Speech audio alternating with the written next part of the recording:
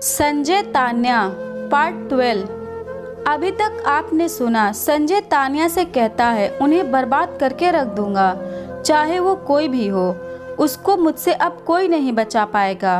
तान्या हैरान नज़रों से संजय को देखती है, उसकी आंखों में आंसू भर आता है।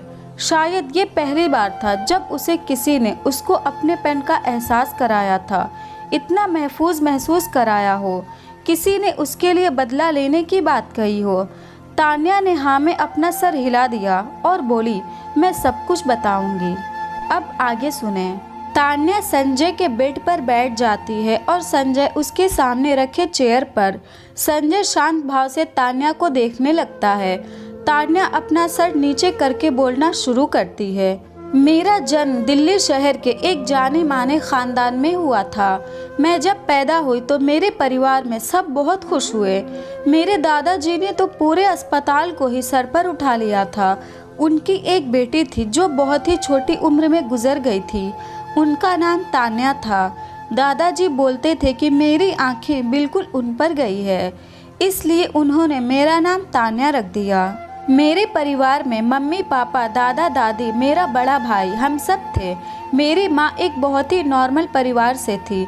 उन्होंने अपनी पढ़ाई का खर्चा खुद से उठाया था और वो मेरे पापा के साथ उनके ही कॉलेज में पढ़ती थी।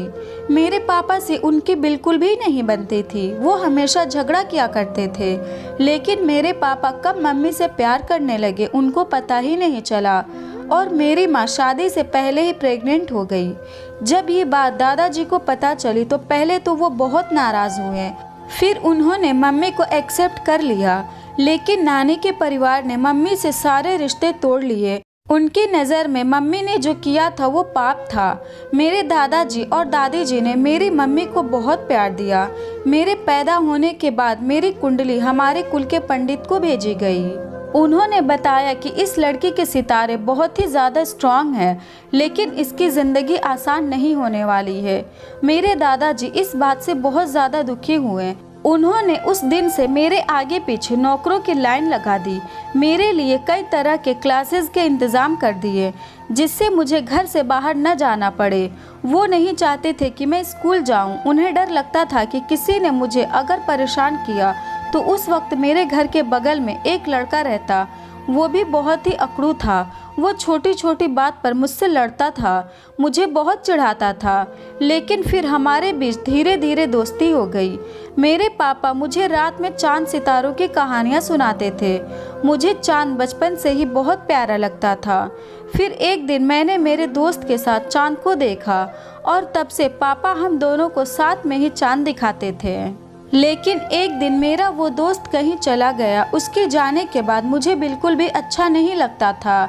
मुझे हमेशा उसकी याद आती थी, तो मेरी माँ ने मुझे पियानो बजाना सिखाना शुरू कर दिया। मेरी माँ को पियानो बजाना बहुत पसंद था। फिर मेरी ज़िंदगी में वो काली अंधेरी रात आई जिसको मैं चाह के भी भूल नहीं सकती। उसने मुझसे मेरा सब कुछ छीन लिया। जब मैं 10 साल की थी, मैं छत पर बैठकर चांद को देख रही थी। अचानक से मेरे घर में चीखने चिल्लाने की आवाज़ें सुनाई देने लगी। तभी मेरे पापा भागते हुए ऊपर आए। उनके शरीर पर जलने के निशान थे। उन्होंने मुझे पकड़ा और मेरे आंखों में देखते हुए बोले, मेरे बच्चे, मुझे माफ़ कर दो, अपना ख्याल रखना, राजीव अंकल की हर बात मानना। पापा आपके साथ यहीं तक थे और उन्होंने कहा, मैं आपको यहाँ से नीचे फेंकने वाला हूँ, आंखें बंद कर लो। मैं रोने लगी, पर उन्होंने मुझे ऊपर से नीचे पूल में फेंक दिया और राजीव अंकल ने मुझे वहाँ से निकाल लिया। पापा ने ऊपर से ही बोला, राजीव इसको दूर ले जाओ, बहुत दूर, किसी को पता न चले कि ये हमारी बेटी है। राजीव अंकल मुझे लेकर बाहर की तरफ भागने लगे। मैं अपने पापा को देख रही थी। धीरे धीरे आग ने उनको अपने आगोश में ले लिया। मेरे सामने ही मेरा पूरा घर जल गया। मैंने सबको खो दिया। राजीव अंकल मेरे दादाजी के बहुत वफादार आदमी थे। राजीव अंकल मुझे अपने घर ले गए। हम कुछ दिन वहाँ रहे। फिर वो एक दिन भागते हुए मेरे पास आए और उन्होंने बताया, छोटी मालकिन, अब आपको मेरे पास से जाना होगा। उन लोगों ने मुझे ढूंढ लिया है। फिर उन्होंने मुझे अपने एक भरोसेमंद साथी को सौंप दिया और मुझे अनाथालय छोड़ने को कहा। उन्होंने मुझे अनाथालय छोड़ दिया। मेरे दादाजी हर साल उस अनाथालय को डोनेशन दिया करते थे। मैं वहीं पली बढ़ी, लेकिन मुझे हमेशा अजीब लगता था क्योंकि वहाँ जब भी कोई बच्चा गोद लेने आता था वो लोग उनको सभी बच्चों को दिखाते थे, पर मुझे वो अलग कर देते थे। अगर कोई मुझे गोद लेना चाहता भी था तो भी वो लोग मुझे गोद नहीं लेने देते थे। पहले मुझे ये अच्छा नहीं लगता था, लेकिन फिर एक दिन मेरे अनाथालय में 2 लड़के आए। उनमें से एक राहुल था और दूसरा कौन था मुझे पता नहीं था, पर मुझे वो दूसरा लड़का बहुत पसंद था। वो हमेशा तो नहीं पर हर त्योहार पर आता था और मैं उसको छुप छुप कर देखती थी। वो बिल्कुल मेरे उस पड़ोस वाले दोस्त की तरह दिखता था। शायद इसलिए मैं उसे पसंद करती थी। उसको सोच सोच के मैं खुश हो जाती थी। लेकिन कुछ समय बाद उसने अनाथालय आना बंद कर दिया। मैं बहुत बेचैन होने लगी। मुझे कुछ भी अच्छा नहीं लगता था।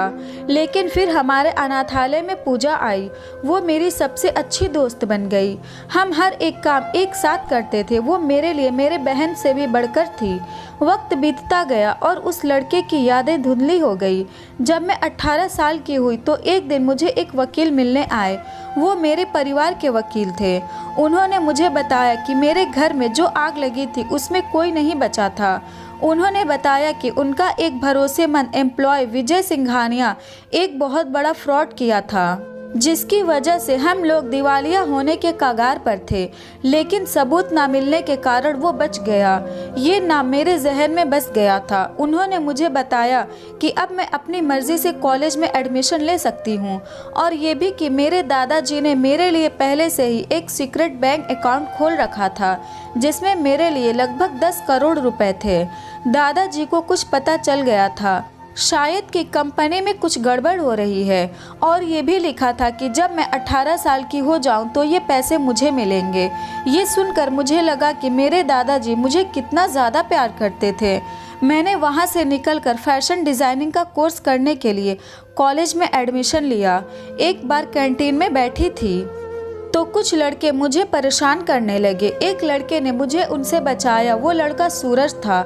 सूरज अपने गलत एक्टिविटी के कारण पूरे कॉलेज में फेमस था, तो मैं उससे दूर ही रहती थी। एक दिन सूरज राहुल के साथ कॉफ़ी पीने कैंटीन आया और वहीं पर एक बार फिर मेरी मुलाकात राहुल से हुई। वो वहाँ MBA कर रहा था। हम दोनों में दोस्ती हो गई। मैं अक्सर उन लोगों के घर जाया करती थी। अगर कोई मुझे परेशान करता था तो मैं कुछ नहीं बोलती थी, लेकिन राहुल मुझे हमेशा सबसे बचाता था और इस बात के लिए मेरा मजाक भी उड़ाता था। मैं राहुल को पसंद करने लगी थी और राहुल भी मुझसे प्यार करने लगा था। एक दिन हम सब, मैं, पूजा, सूरज, राहुल और राहुल सूरज के कुछ फ्रेंड, हम लोग नाइट आउट के लिए बाहर गए थे। वहीं पे मैं पहली बार सनाया से मिली। वो सूरज की दोस्त थी और वो राहुल को पसंद करती थी। मुझे ये नहीं पता था उस दिन पहली बार सूरज ने मेरे और राहुल के बीच गलत फहमी के बीज बोए थे। उसने मुझे कॉल किया और अपने कैंप में बुलाए, ये कहकर कि उसको कुछ ज़रूरी काम है। जब मैं वहां गई तो उसने चक्कर आने का बहाना किया और मेरे कंधे पर सिर रखकर खड़ा हो गया। तभी सनाया राहुल को लेकर वहां आ गई और जानबूझकर बोली, क्या यार, ये सब करना था तो कम से कम बाहर कोई वार्निंग तो लिख देते। मैंने जब राहुल को देखा तो उसे सब समझाया और सूरज ने भी समझाया कि जैसा तुम सोच रहे हो वैसा कुछ नहीं है। राहुल नाराज हो गया, वो बाहर चला गया।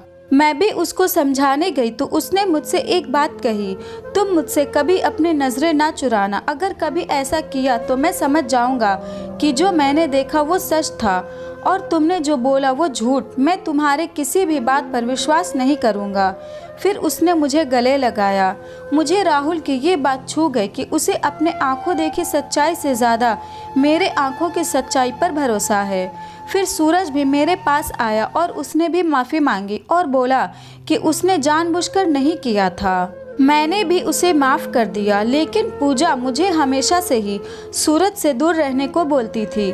मुझे लगता था कि वो मुझे लेकर बहुत प्रोटेक्टिव है, इसलिए बोलती है, तो मैं उसकी बात को हंसी में टाल देती थी। इसी तरह वक्त बीतता गया। सूरज और सनाया ने ऐसे ही मेरे और राहुल के बीच गलत फहमियाँ पैदा करने की कोशिश करते रहे, लेकिन राहुल हमेशा ही मुझ पर विश्वास करता था। मुझे नहीं पता था कि सूरज ऐसा क्यों करता था, लेकिन जब तक राहुल मुझ पर यकीन करता था मुझे कोई डर नहीं था। मैंने अपनी डिग्री कंप्लीट कर ली फिर मैंने एक छोटी सी वर्कशॉप खोली। बहुत जल्द ही मार्केट में मेरे काम को पसंद किया जाने लगा और मुझे लगा कि मेरे सपने पूरे होने लगे। लेकिन तान्या गहरी सांस लेती है। संजय बोलता है लेकिन क्या? और तान्या आगे बोलती है, सब कुछ ठीक चल रहा था। फिर राहुल के डैड ने अपनी कंपनी अपने बेटों के नाम करने की सोची। राहुल के बड़े होने की वजह से उसे कंपनी का CEO बनाने की बात कही। सूरज को ये बात बिल्कुल अच्छी नहीं लगी। उसे लगा कि उसके सौतेले होने की वजह से उसके डैड उसके साथ ऐसा कर रहे हैं। उसने राहुल से सब कुछ छीन लेने की सोच ली। उस दिन से वो गलत कामों में उतर आया। उसने खुद की कंपनी बना ली। कंपनी तो बस दिखाने के लिए थे, उसकी आड़ में वो सभी तरीके के गलत काम करने लगा। सब उससे डरते थे, इसलिए वो कभी पकड़ा नहीं गया। वो राहुल से नफरत करता था, लेकिन वो राहुल को ये दिखाता था कि वो उससे बहुत ज़्यादा प्यार करता है। वो उससे सब कुछ छीन लेना चाहता था और वो ये जानता था कि राहुल सबसे ज़्यादा मुझसे प्यार करता है, तो वो सबसे पहले मुझे उससे दूर करना चाहता था। फिर वो हर बार कुछ ऐसा करता कि राहुल और मेरे बीच झगड़े होने लगे, लेकिन फिर हम दोनों एक साथ हो जाते थे। सनाया को ये बात बिल्कुल भी अच्छी नहीं लगती थी, तो उसने राहुल से कहा कि तुम्हें नहीं लगता कि तान्या आजकल कुछ ज़्यादा ही सूरज के साथ रहती है? ऐसा लगता है वो तुम्हारी नहीं, उसकी गर्लफ्रेंड है। पर राहुल को मेरे और सूरज पर पूरा विश्वास था। सूरज पर तो वो आंख मूंद कर भरोसा करता था। वो हमेशा कहता था कि सूरज जिस तरीके का लड़का है, अगर वो मुझसे इतना प्यार नहीं करता तो वो मुझे कब का बर्बाद करने की कोशिश कर रहा होता। लेकिन मेरा सूरज ऐसा नहीं है, वो मुझसे बहुत ज़्यादा प्यार करता है। इसलिए राहुल ने कहा, बकवास मत करो। वो दोनों फैशन इंडस्ट्री के रिलेटेड सीक्रेट में काम करते हैं और कंपनी के बीच ऐसे एग्रीमेंट होते रहते हैं जिससे उन्हें मिलकर काम करना पड़ता है। कुछ समय बाद राहुल और मैंने शादी की बात सोची। राहुल ने मेरी कुंडली और अपनी कुंडली पंडित के पास भेजी। उसे पहली बार उस वक्त मैंने मेरे ख़ानदान का असली नाम बताया। मुझे नहीं पता था कि सनाया मेरी बात छुप कर सुन रही है। फिर वो रात आई जब मेरा सब कुछ बर्बाद हो गया। ये बोलते समय तान्या की आंखों में आंसू आ गए। संजय धीरे से उठकर तान्या के पास आता है। वो उसके कांपते हाथों पर अपने हाथों को रखता है। तान्या संजय के ऐसा करने से बहुत ज़्यादा इमोशनल हो जाती है, तो उसके आंसू की कुछ बूंदें संजय के हाथों पर गिर जाती है।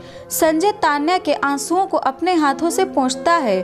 फिर वो तान्या को देखता है। तान्या आगे बोलती है, जब मेरी और राहुल की शादी की बात सनाया सूरज को बताया तो सूरज गुस्से से पागल हो गया और अपने घर के सामानों को तोड़ने लगा। फिर उसने सनाया से कहा कि नहीं, इस बार नहीं राहुल, तुमने मुझसे मेरी कंपनी छीन ली, मेरा सब कुछ छीन लिया, लेकिन इस बार नहीं। अगले दिन सूरज ने मुझे कहा कि मुझे लेट नाइट काम करना पड़ेगा क्योंकि हमें प्रोजेक्ट सबमिट करना है और हमारे पास समय ज़्यादा नहीं था, तो मैं रुक गई। इधर सनाया ने राहुल से कहा कि क्या हुआ, आज भी तान्या नहीं आ रही, ज़रूर ऑफिस का काम कर रही होगी, तुम उससे बात क्यों नहीं कर लेते। राहुल ने मुझे कॉल किया, मुझसे कुछ देर बात की, फिर मुझसे पूछा कि सूरज है क्या वहाँ, ज़रा देना उसे, मुझे उससे बात करनी है। मैंने कहा नहीं, वो नहीं है ऑफिस में, मैं अकेली हूँ। राहुल ने ओके कहा और कॉल कट कर दी।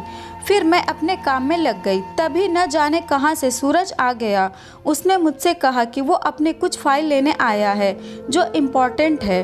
फिर उसने फाइल ली और जब फाइल लेने जाने लगा तो वो मुझसे जानबूझकर टकरा गया और हम दोनों नीचे गिर गए। वो मेरे ऊपर था और तभी राहुल वहाँ आ गया। वो मुझे सरप्राइज़ देना चाहता था। उसने जो हुआ वो देख लिया, फिर वो बिना कुछ बोले वहाँ से चला गया। सूरज ने मुझे किस कर लिया। मुझे बहुत ज़्यादा गुस्सा आया। मैं अपने जगह खड़ी हुई और मैंने उसे एक थप्पड़ लगा दिया। शायद वो मेरी सबसे बड़ी भूल थी। मैं वहाँ से बिना कुछ बोले निकल गई।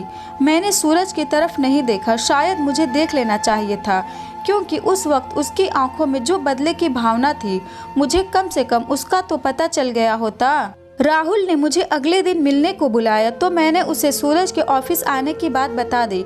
राहुल ने मेरा हाथ थामकर बोला, मैंने सोच लिया है कि हम आज से ठीक 4 दिन बाद सगाई करेंगे। ये सुनकर मुझे बहुत खुशी हुई। मैं उसके गले से लग गई। मुझे शायद ही कभी इतनी खुशी मिली होगी लाइफ में। ये बात राहुल ने सनाया को बताई। सनाया ने ये बात सूरज से कही। सूरज ने मुझे कॉल किया। मैं उसको कॉल उठाना नहीं चाहती थी, लेकिन फिर उठा लिया। उसने मुझसे कहा कि वो मुझसे माफ़ी मांगना चाहता है और मैं पागल उसकी बात का भरोसा कर बैठी। मैं उससे मिलने चली गई। हम लोग एक क्लब में थे, वहाँ पर सनाया भी थी। पहले सूरज ने माफ़ी मांगी और मैंने माफ़ कर दिया। थोड़ी देर बाद मुझे सनाया ने जूस ऑफ़र किया, मैंने वो भी पी लिया। कुछ देर बाद मुझे सब धुंधला सा दिखाई देने लगा।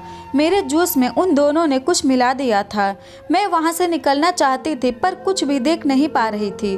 फिर सूरज मुझे अपने घर ले गया। उधर राहुल ने मुझे कई बार कॉल किया पर मेरा फ़ोन जब नहीं उठा तो वो परेशान हो गया।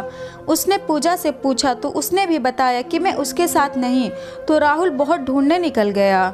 परेशान हो गया वो। मुझे उधर उसी के घर में पड़ी थी। सूरज ने मुझे अपने बेड पर लिटा दिया और खुद मेरे ऊपर आ गया। वो मेरे कपड़ों को निकालने लगा। मैं चाह रही थी उसको रोकना, उसे रोक नहीं पा रही थी मैं, बस वो सब पर मैं मेरे साथ होते हुए देख पा रही थी।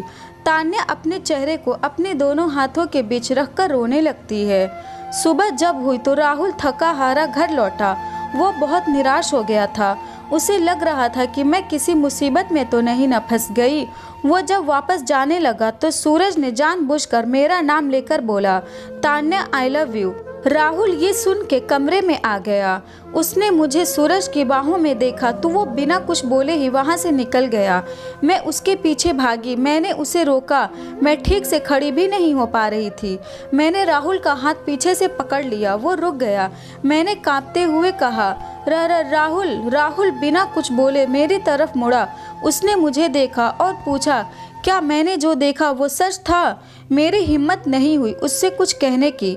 मेरा सिर नीचे की तरफ झुका हुआ था। मुझे उसकी आवाज़ में तकलीफ सुनाई दे रही थी।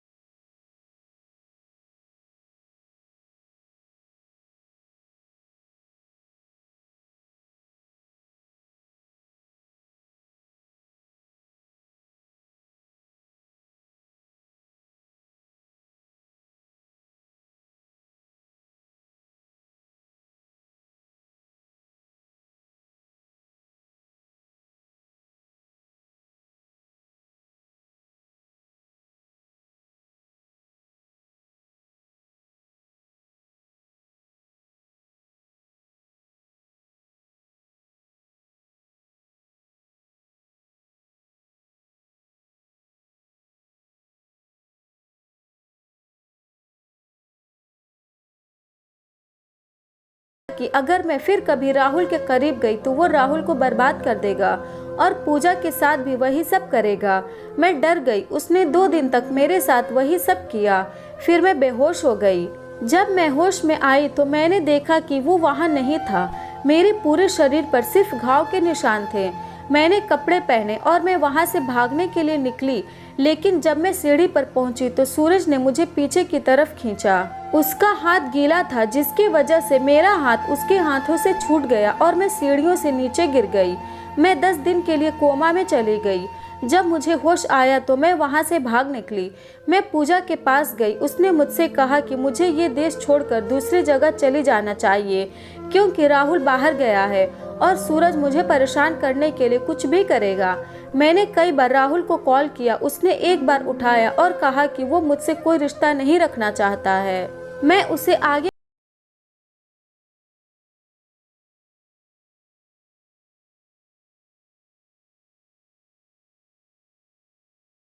वैन में कुछ आदमी आए और मुझे उन्होंने उठा लिया। वो मुझे एक कमरे में लेकर गए। मैं बहुत ज़्यादा डरी हुई थी। मुझे लगा कि ये सूरज के आदमी होंगे, लेकिन वो कोई और था। मैं उसको नहीं जानती थी। उसने मुझे देखा और मेरी असली नाम लिया।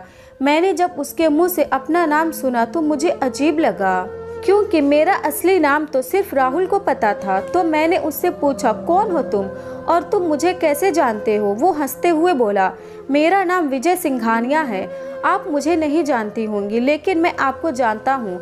मैं तो आपको कितने सालों से ढूंढ रहा था, आपको अपने हाथों से मारने के लिए।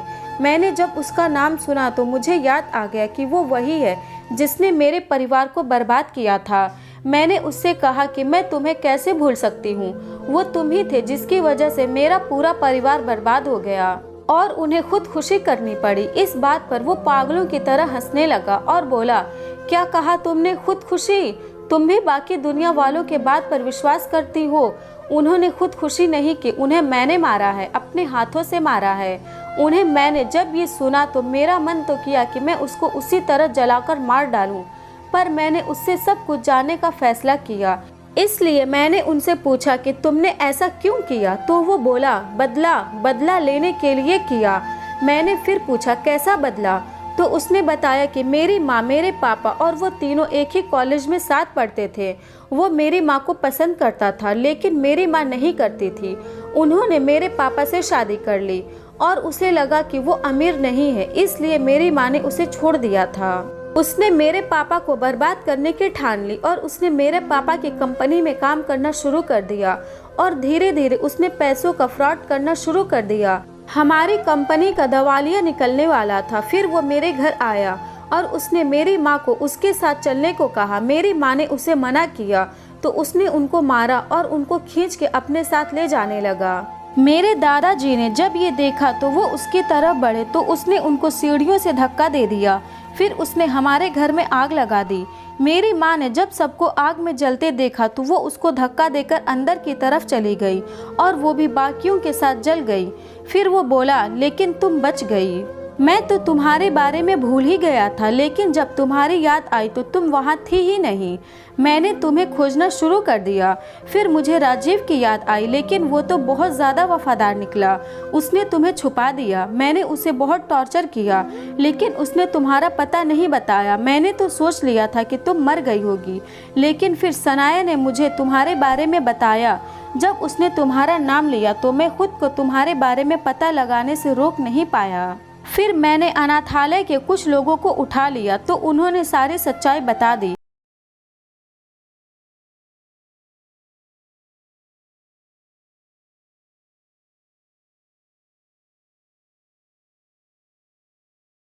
लेकिन मैं उसके साथ वो सब फिर से नहीं होने दूंगा। अब उसे सब कुछ मिलेगा जो उसका है। ये सब सुनकर मुझे बहुत ज़्यादा दुख हुआ। मैं अंदर तक हिल गई थी। जी चाह रहा था कि उसका गला दबा दूं, लेकिन मैं उसकी हंसी सुनने के अलावा कुछ नहीं कर सकती थी। उसने मुझे जिंदा रखा, लेकिन मुझे वो लोग रोज़ टॉर्चर करते थे, मुझे मारते थे, पीटते थे, कभी कभी तो खाना भी नहीं देते थे। फिर 6 दिन बाद एक लड़का आया। उसने मुझे देखा। शायद उसको मुझे टॉर्चर करने के लिए भेजा गया था, लेकिन उसने मेरा रेप करने की कोशिश की। मैंने अपने बचाव के लिए उस पर एक लोहे की रॉड से वार कर दिया और समय देखकर वहां से भाग निकली। मैंने कैसे भी करके पूजा से कांटेक्ट किया और मैं पूजा दोनों अपने एक दोस्त के वहां छुप गए। पूजा ने बोला कि हमें ये देश छोड़ना होगा। मैंने उससे अपनी कंपनी बेचने को कहा। हम दोनों ही निकलने वाले थे कि तभी पूजा को तुम्हारी दादी का कॉल आया। उन्होंने मुझे तुमसे 4 साल के लिए शादी की बात की। पूजा ने बिना कुछ सोचे हाँ कर दी। मैं उस पर बहुत नाराज हुई तो उसने मुझसे कहा, इस समय सब जगह विजय के आदमी और सूरज के आदमी मुझे तलाश कर रहे होंगे।